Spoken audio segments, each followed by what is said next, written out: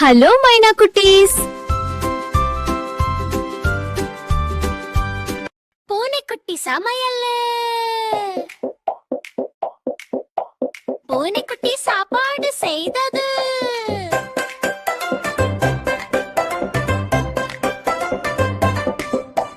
கால்ல உப்பு போட்டது சொல்கிறது. எலி வந்து சிரிச்சுச்சு. இது என்ன சமையல் டானிச்சு. தக்காளியை தூக்கி போட்டது செய்தது. தவாவில் சுற்றி ஆட்டியது. தோசையெல்லாம் வட்டமில்ல, இளமிலட்டு மாதிரி இருந்தது. கேரட்டை நறுத்து நினைத்தது.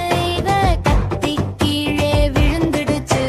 குரங்கு வந்து எடுத்துக்கிட்டு, நான் தான் செஃப்பின் முந்து.